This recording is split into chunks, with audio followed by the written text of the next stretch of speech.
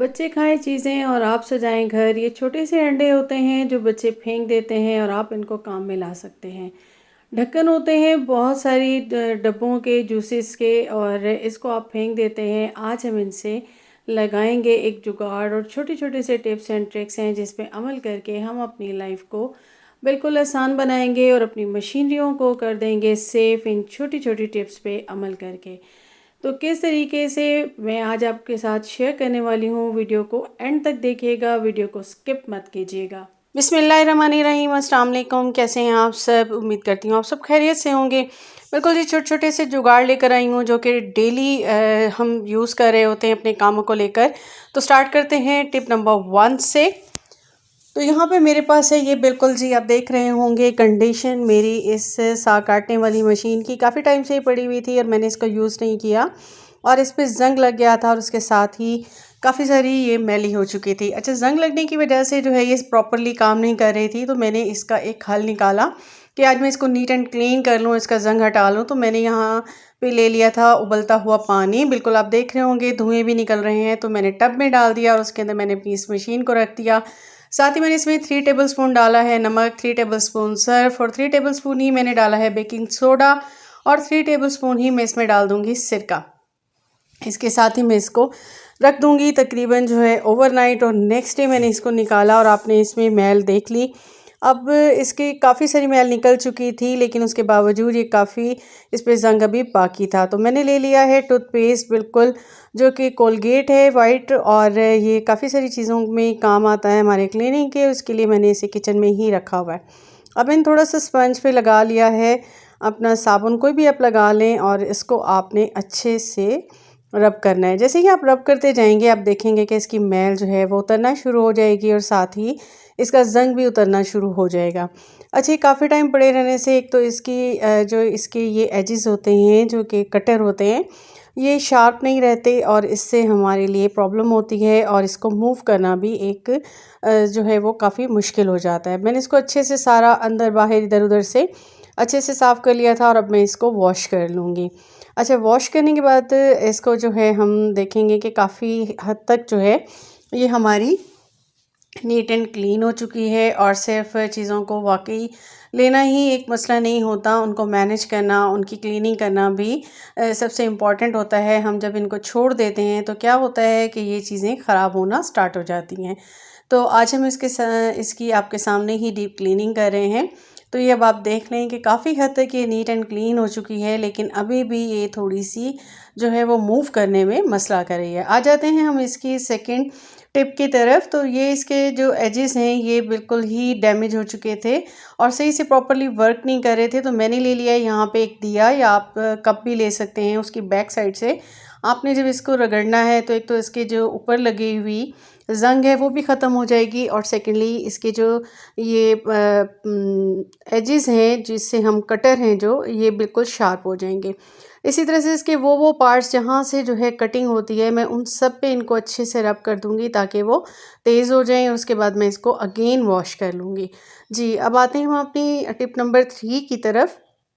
तो ये जंग वगैरह क्यों लगता है, बाज़ औक़ात इस तरह से पड़े रहते हैं कि हम धोते हैं तो हम इनको अच्छे से ड्राई नहीं करते। तो यहाँ पे मैंने ले लिया है बिल्कुल किचन टॉवल और इससे ही मैं इसको आराम से सारा अंदर बाहर, लेकिन थोड़ा सा ध्यान से आपने करना है कि ज़ाहिर है इसके एजेस होते हैं और अब ये थोड़े से शार्प हो चुके हैं और इसकी कटर वाली जगह जो होती हैं जहाँ पे हम जो है वो पालक साग को फंसाते हैं तो इनको आपने अच्छे से जो है क्लीन कर लेना है। आ जाते हैं नेक्स्ट टिप की तरफ। तो नेक्स्ट टिप करने से पहले हम इसको बिल्कुल ड्राई कर लेंगे और उसके बाद हमने क्या करना है कि हमने ले लेनी है बिल्कुल जी ये हमारे पास पेट्रोलियम जेली, और पेट्रोलियम जेली इस पर बिल्कुल जादू वाला काम करेगी और इसके ये सारे पार्ट्स जहाँ जहाँ से ये जो है शार्प नहीं था और जहाँ मूव करने में आपने देखा कि काफ़ी प्रॉब्लम हो रही थी, तो इसको मैं इस पर लगा दूँगी। लगाते ही आप देखेंगे बहुत तेज़ी से चलना शुरू हो जाएगी।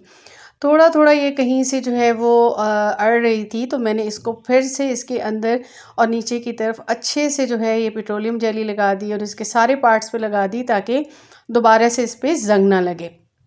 अब ये मैं अच्छे से लगा दूंगी सारी के सारी और उसके बाद मैं इसे चलाऊंगी तो आप देखेंगे बहुत तेज़ी से काम करेगी। और अब मैं इसको उठा के रख दूंगी धूप में और 2 घंटे इसको मैं धूप लगवाऊंगी और उसके बाद मैं इसको बिल्कुल जो है समेट के रख दूंगी। और ये अब मेरी बिल्कुल शार्प हो चुकी है और इसके जो है ये देखिए बहुत तेज़ी से ये काम भी कर रही है। तो कैसी लगी आपको मेरी ये टिप, तो मुझे ज़रूर बताइएगा कमेंट करके।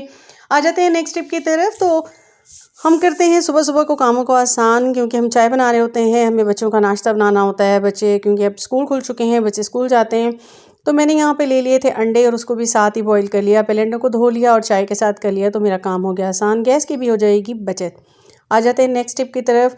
तो अंडे बॉईल कर लिए थे, उसके बाद मैंने इसको ले लिया एक बॉक्स में, क्योंकि अंडे छीलना भी एक मुश्किल अमल होता है। और उसके साथ ही मैंने थोड़ा सा इसमें डाल दिया था पानी, और बॉक्स को मैं अच्छे से हिला दूँगी। तो क्या होगा कि मेरे सारे जो एग है वो खुद ब खुद छिल जाएंगे। और उसके बाद ये देखिए ये कंडीशन इसकी हो जाएगी, और मैं इसको आराम से छिलका हटा लूँगी और बहुत आसान हो जाएगा मेरे लिए। और इस तरीके से हम अपने कामों को बना सकते हैं बहुत ज़्यादा आसान। आ जाते हैं नेक्स्ट आइडिया की तरफ। तो इस तरह के बिस्किट के डब्बे होते हैं जो कि आप बेकार समझ के फेंक देते हैं, तो इनको आज मैंने ले लिया है और इससे ही मैं बनाने वाली हूँ एक ऑर्गेनाइज़र। और मैंने आपको कल की वीडियो में बताया था एक शू का मैंने बॉक्स कट किया था और उसकी साइड्स बच गई थी, और मैंने आपसे कहा था कि इसको हम यूज़ करेंगे अपने एक ऑर्गेनाइज़र में। तो यहाँ जो उसकी छोटी साइड्स की कटिंग थी ना, उनको मैंने ले लिया और इसके सेंटर में इस तरह से ग्लू की मदद से फ़िक्स कर लिया। एक बड़े पीस को कट कर लिया, उसको अंदर फ़िक्स किया, फिर छोटे पीस को लेके मैंने इस तरह से इसके अंदर बिल्कुल जो है ना फिक्सिंग कर दी है। उसके बाद मैंने इसकी साइड कट कर दी, और इस तरह के वॉलपेपर्स होते हैं आप वो ले लें, और उनको आप ग्लू स्टिक की मदद से इसके ऊपर अच्छे से चढ़ा लें और कवर कर लें। आप इसे एज इट इज़ भी यूज़ कर सकते हैं, और आप चाहें तो इन पर कवरिंग कर लें। और मैं इसे खूबसूरत बनाने के लिए यहाँ पे मेरे पास मौजूद है पीवीसी शीट। मैं इसका इस्तेमाल करने वाली हूँ, क्योंकि मुझे वाइट कलर थोड़ा सा डल सा लग रहा था, क्योंकि मेरे पास वाइट शीट सारी मौजूद थी। तो यहाँ मैंने मेरे पास ये पीवीसी शीट मौजूद थी, तो इसका गोल्डन था, तो मैंने सोचा कि मैं इसको गोल्डन ही कर लूँ, ताकि जब मैं इसे अपनी ड्रेसिंग पे रखूँ तो मेरी ड्रेसिंग भी लगे के साथ मैच कर जाए और वो भी लगे खूबसूरत। यहाँ पे मैंने इसकी साइजिंग कर ली, और कुछ मेरे पास पीसेस पड़े थे, पहले मैंने उनको यूज़ किया, और उसके बाद मैंने इसके साइज़ का एक और कट कर लिया और उसको मैंने इसके ऊपर इस तरीके से फ़िक्स कर दिया। अब ये मेरे पास एक ज़बरदस्त सा जो है ना मेरा ये ऑर्गेनाइज़र तैयार हो रहा है। तो इसकी मैं सारी साइड्स पे और इसके फ्रंट पे बहुत अच्छे से इसको बिल्कुल पीवीसी शीट को लगा दूँगी। अब ये मेरे पास मौजूद थी तो मैंने लगा दी। अगर आप चाहें तो आप कोई भी आपके पास खूबसूरत कपड़ा हो आप वो भी यूज़ कर सकते हैं। अब जो ये साइड कटिंग थी ना हमारे पास शू की, तो उसको मैंने कट कर लिया, और सेंटर में इस तरह बॉक्सेस टाइप मैंने इसकी पार्टीशन करके ना अंदर 4 लगा दिए, 2 छोटे लगा दिए और दो करके, और एक मैंने बड़ा लगा दिया, तो इस तरह से 4 पार्टीशन हो गई। अब इसकी जो ये फ्रंट पे मैंने जो है ना वो मेरे पास फुल कैरो मौजूद थी और चेपी, और उसको मैंने यहाँ पे लगा दिया ग्लू की मदद से, और इस तरह से मेरा ये एक ज्वेलरी बॉक्स बन के हो चुका है तैयार। अब मैंने इसके ऊपर इसके अंदर सारी अपनी चीज़ें रख दूँगी। अगर आप चाहें तो इसको जो है ना आपकी क्राफ्ट की चीज़ें होती हैं आप उसके लिए भी यूज़ कर सकते हैं। यहाँ मैंने इसको रख दिया अपनी ड्रेसिंग पे, और ये देखिए बिल्कुल इसके साथ मैच हो गया। और मैंने आपको अपनी ड्रेसिंग दिखाई थी कि इसकी मैंने लुक चेंज की थी। अब यहाँ पे मैंने इसको भी एडजस्ट कर दिया। नेक्स्ट आ जाते हैं, हमारे पास ना इस तरह से मैंने एक ऑर्गेनाइज़र बनाया था कल और आपको दिखाया था कि उनके जो डब्बों के ये ढक्कन होते हैं ना, इनसे मैंने आपसे कहा था कि मैं आपको ज़बरदस्त सा एक ऑर्गेनाइज़र बनाना बताऊँगी। आज मैं इसी को यूज़ कर रही हूँ, और मैंने यहाँ पे ले ली है डबल टेप।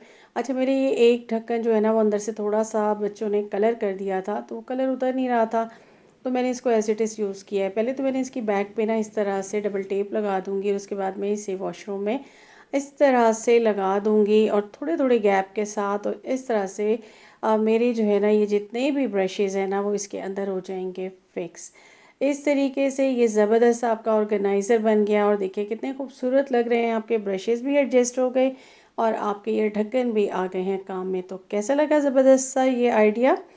नेक्स्ट आ जाते हैं, तो हमारे बच्चे ना इस तरह के जो है वो एग्स शेल लेकर आते हैं जिनके अंदर से बंटीज़ वगैरह और बबल्स वगैरह निकलती हैं, तो ये इनके अंदर से इस तरीके से निकलती हैं। ये तो बच्चे खा लेते हैं, और ये जो हमारे ये अंडों वाले ये शेल्स होते हैं ना ये बेकार पड़े रहते हैं। मैं आज इसका आपको एक ज़बरदस्त जुगाड़ बताने वाली हूँ। हमारे पास होते हैं शॉर्पनर, और इसको मैंने इसके अंदर फिक्स करके नीचे से मैं इतना ही होल कर लूँगी। अब मैं क्या करूँगी कि नीचे से होल कर लूँगी, छुरी को गर्म करके और ग्लू की मदद से ये शॉर्पनर को इसके अंदर इस तरह से स्टैंड करके फ़िक्स कर दूँगी। अब ये क्या बन गए, ये मैंने 2 इस तरह से बना लिए हैं, मेरे पास 2 ये पड़े हुए थे, तो 2 शॉर्पनर ही मौजूद थे, तो मैंने इसको बना लिया। क्या होता है कि आपके बच्चे जो है ना, वो अक्सर यही होता है कि उनके ना बैग भरे हुए होते हैं, बिल्कुल जी, वो पेंसिल वगैरह शॉर्प करते हैं स्कूल में, तो यही होता है कि उनके सारा गंद कचरा बैग में डाल देते हैं, या घर पे हों तो फिर इधर-उधर फेंक देते हैं। अब इसका ये बहुत ज़बरदस्त सा जुगाड़ हो गया कि आप पेंसिल लेंगे, और ये मैं आपको दिखाने के लिए ही इसका मैंने कवर उतार लिया था, और इस तरह से जब पेंसिल शॉर्प करेंगे ना, सारा का सारा कचरा इसके अंदर आ जाएगा। और ये देखिए, इस तरह के जो है ना, वो बच्चे लेकर भी आते हैं शॉर्पनर वाले, जो है ना, शेल्स टाइप के, यानी कि बॉक्सेस बने हुए होते हैं, और वो काफ़ी एक्सपेंसिव होते हैं। तो ये देखिए, हमने बेकार से जुगाड़ लगाया, ये 10 रुपए का बच्चे लेकर आते हैं, और उनके लिए फिर ये बेकार हो जाता है चीज़, वो खा लेते हैं, और हम इससे अपनी चीज़ों को ऑर्गेनाइज़ कर सकते हैं। इस तरीके से ज़बरदस्त आपका ये बन गया, बिल्कुल फ्री में पेंसिल भी शॉर्प हो गई, और गंद भी इधर-उधर नहीं फैलेगा। नेक्स्ट आ जाते हैं, तो ये इस तरह का ना, मेरे पास ये एक पड़ा हुआ था, बल्ब का था, और बल्ब टूट गया था, और इसके ये नीचे का था, ये जो ज़ीरो बल्ब आते हैं ना, उनके साथ ये होता है। तो ये मैंने उठा लिया, और इसको मैंने ग्लू की मदद से इस तरीके से अपने जो है ना, वो यहाँ पे डोर के पास ही लगा दिया, और यहाँ पे मैं सारी हैंग कर दूँगी तस्बीहां, और ये मेरा ज़बरदस्त सा ऑर्गेनाइज़र बन गया। तस्बीहां इधर उधर पड़ी होती हैं, टाइम पे हमें नहीं मिल रही होती, और ये ऑर्गेनाइज़र हमने बना लिया, ये भी इधर उधर पड़ा हुआ था और बेकार ही पड़ा हुआ था।